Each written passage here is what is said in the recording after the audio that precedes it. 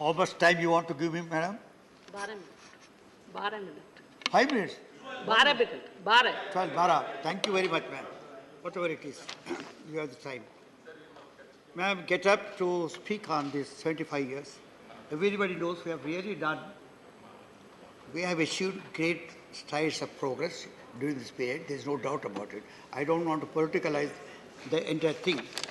But let me tell you, our journey has been a tragic journey. It has a beginning. We thought of independence for a nation, but we got two nations. It would have been all right if they were two nations, but unfortunately it became two people. It would have been all right if it were two people, it had become two races. So the entire world has started fighting against each other. This is one thing we could not withstand, nor could win over during the last 75 years. This really hurts me. Today, the hangover continues. Today, the people are getting identified more by their religion and caste and region than themselves. This is something the 75 years of independence could not get it. Although economically, we have done very, very good, better than many of the states. We are fast-growing nation. But this kind of divide that we still have, which the British took advantage at one time to differentiate those two people, the Hindus and Muslims, that was the divide they depended on, is still continuing. Its shadows are still lengthening. This is something which really hurts us today when we are standing to gain out of it. Madam, to really speak, it is not 47, it is 1930 where the Congress party declared itself as an independence and passed a resolution, and there were all over the country the celebrations of independence at that time. Anyhow, whatever it is. But we did not have at that time, when we had partition, and when Nehru went to give his stirring speech of Tryst with Destiny, where he had said, we had promises to keep, not if totally, at least substantially. And we have really done substantially well during the past 25 years. I'm not talking about these 10 years. Even these 10 years, you also might have done good.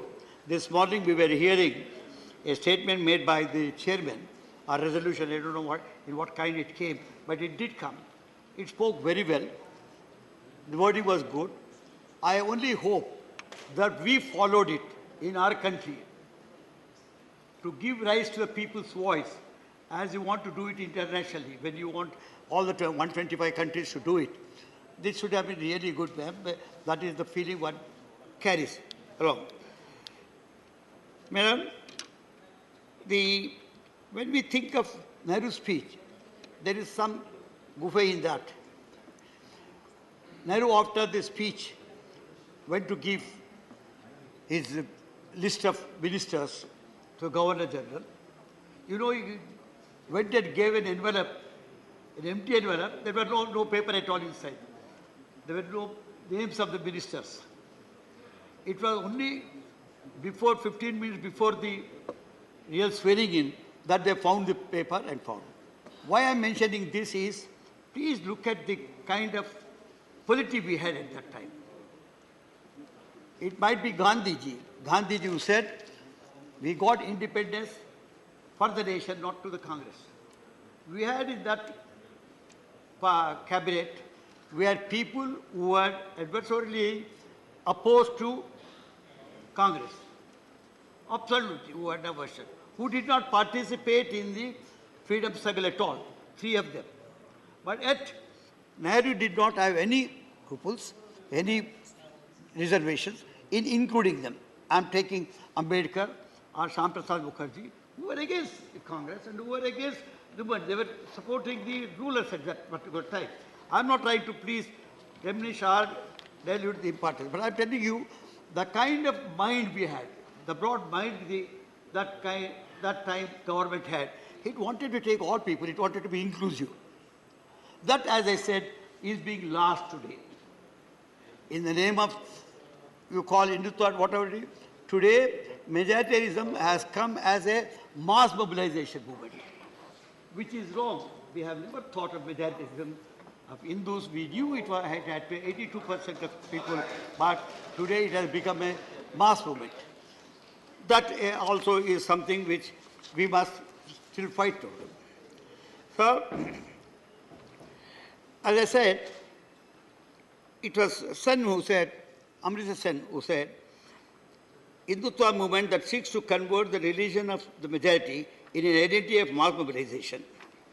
He said secularism as it is practiced in India, to some degree the working of Indian democracy, which remains the best guarantee of Indian pluralism, have served to create the postulates of India's various particularisms. India was a particular. If you look to each decade, it had its own map. We had the second thing that we had to do after getting the independence was not only get this kind of inclusive cabinet to govern, but we had also wanted to get all people on the board. This is what exactly Congress did at that particular time, because there's no other party, so let me not talk about it. But at the same time, we had what is called the other challenges that it had to see. The challenge of language, challenge of caste, where the challenge of religion, where challenge of the states, which has turned out to be the issue of federalism, the class, rich and poor. This was very important. These are things which had to do. Then gender. Sir, I will go and first try to tell you the class approach or the class situation that we inherited at that time. Some being rich and some poor. What did we do in these 75 years? We did not bridge it at all. We had allowed it to continue. So much so, today, in a given developing situation, it shows you more cracks than the bridging elements. This has to be understood. I'm only trying to point out it because I don't want to take much time, because we can talk much about rich and poor divide and how the 1% of people are holding the 40% of the nation's wealth. All this can be discussed, but I'm only trying to mention, because all of you in this house who have discussed these issues earlier know it better, that what exactly is the situation as far as the class is concerned. We always talk about the caste. Caste is there. The Varna system that we have inherited is something which is a debase, which is an insult to a nation. Yesterday I was trying to raise in the leaders opposition meeting something about Sanatana Dharma. Because I'm a student of Hindu philosophy. Let people sitting that side know that you are not the monopolist of the Hindu philosophy. Because Hinduism is some word which came only in the 6th century. All right, let us forget. When we talk about Sanatana, I'm talking to you because the Constitution speaks about it. The Constitution, its preamble, ensures, although it did not use the word secular, it said, when it said about equality of religions, it talked about secularism. But I should congratulate again later this government, this nation, for bringing the 42nd Amendment, wherein they made it specific, a secular, a socialist secular nation. These were the two things which were missing, although they were practicing. This nation was essentially a socialist nation. We must understand at least 64% of people were really poor. 36 below the party line. The word socialist meant the equidistribution of the nation's wealth. This exactly we realized, and we brought in an amendment to the Constitution itself in its preamble. This is another great achievement that we have done. Having brought that, did we do anything? Did walk the talk? We did not. The system did not allow. Today, unfortunately, when we are trying to talk about 75 years of journey, I tell you for the last 10 or 12 years or even 15 years, let me say 91, when we thought of liberalism, even we had given, if not total goodbye, we have started diluting the importance of looking to the poor and looking to the development from the socialistic angle. We had a socialistic view from the awardee session, when Congress moved the social pattern of society, even Communist Party had to close down their shutters. Because you do everything that the nation wanted ideologically came from them. And all of us who were in the schools in those days, I'm a witness to this 75 years journey, sir. Because I'm today 84, but I have seen this 75 years journey. At the time when the awarding session came, as a socialistic pattern of society, it was not, we did not talk about socialism as such, because there was a crisis at that particular time. This is a part of 75 years journey. We must understand, great debate went on. Whether we should go totally on the Russian model, or should have a socialism of our own, because Raman Royaji and other socialists in this country thought that socialism can be caught for the Indian ethos. Be confused by this kind of, if not dichotomy, a discourse, schism, Panditji thought we'll say same thing, but as a pattern of society. But he committed the society to develop on the basis of socialistic ethos. When he said this has come. So the third thing that we have achieved, great thing, was during the VP Singh's time. When VP Singh came, the Mandal issue was there earlier. The reservation to BCs was there in the Congress session. I was a minister during the Congress regime. We knew that we brought in 15% to 25% in states, but yet accepting it at the national level as these people whom you under Varna system considered as something lower, I would not like to say, because I resist the very word Varna. So VP Singh is the one person who has brought this. This is something goes to the credit and goes as a feather in the cap of the Indian achievements. Sir, then we come to one unfortunate part. Is time over? Yeah, 12 minutes. So we come to the part of religion. Today, as I said earlier, today we are trying to be identified more by our religion rather than by our nation. Mussolini, the great Italian writer, said, Italy we got, but Italians we not yet got it. Not that Nehru is the person who has made all of this. We were idiots. They were cynics at the time when we got our independence, like Secchi, like Churchill, like Kipling, many Dubé, will not name them, you get them. All of them thought that India will not be able to sustain democracy at all. It will go back to the age of barbarism, age of privation of the middle classes, and this kind of thing.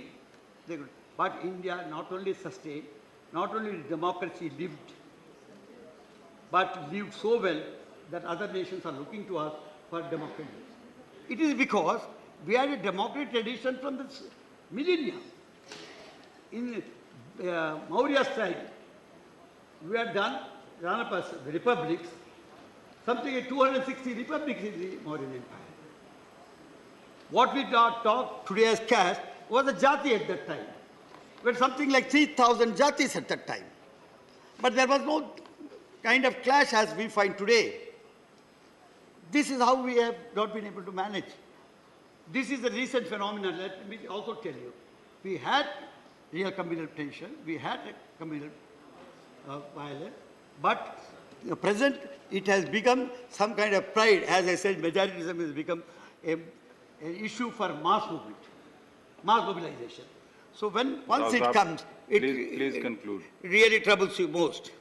Sir, I come to Hinduism, I'm not trying to take on the fundamental Hinduism, because there's nothing like fundamentalism at all in Hinduism.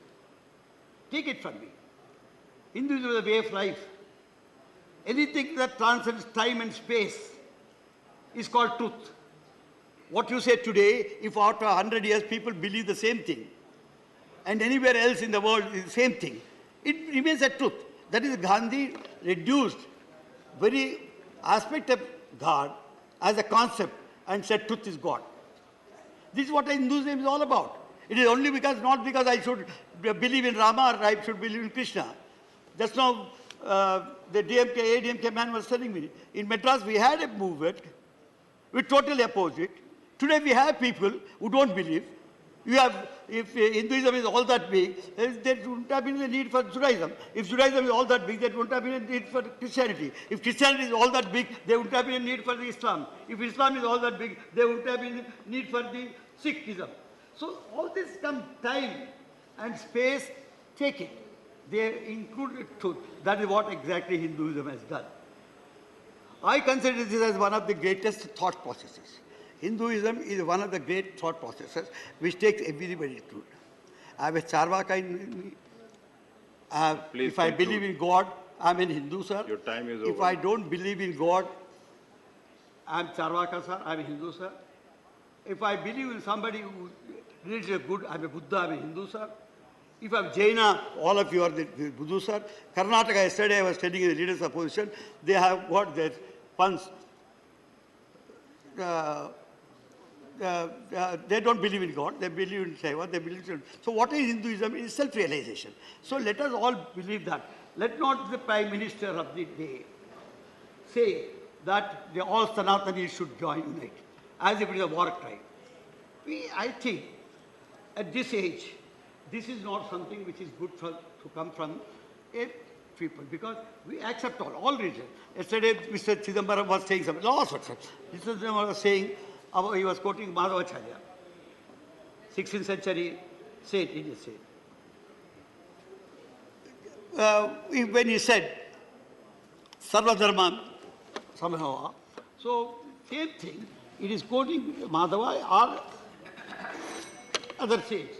But all the believers in Hinduism believe that all are there. That is why we say, Ekam Sat Vipra Bahuda Vadanti. People may call it by different names, but truth is only one. We believe in it. Unlike others, I am not trying to criticize other religions at this time. They believe that mine is there. There is no Mr. Christ or Mr. Muhammad or no Mr. Zoroaster or no Mr. Confucius. We had a Hindu thought process as such. So this, I don't know, we are losing track. We must get on to that. We must build a nation, Indian nation as such. We are first Indians, last Indians. We are Indians. There is no question of first or last. Saying, like Sanatan is saying, there is no beginning and there is no end. If there is no beginning, where is the question of it being there? So let us not think, it is there, it is truth. It is all pervading. So I tell you, sir, the 75 years journey has been really rewarding, has been very good. I also congratulate, we had beginning, I told you, Tajik, the G20 was a welcome thing. But as I suggested earlier, let us learn to live with what we always boast of. We have today morning gave that big statement. I think you give scope for expression from all sides. Then what I call freedom of expression, that should be respected. The people's urges should be respected. You should not use your own agency because you are powerful. If that were to be the case, earlier regimes would have done that. Nobody has done it. They have respected nation. We have allowed the nation to grow. As Gandhiji said, independence is not for Congress, independence for the nation. Let us all think this nation, development is for the entire nation, not for one party or one thing.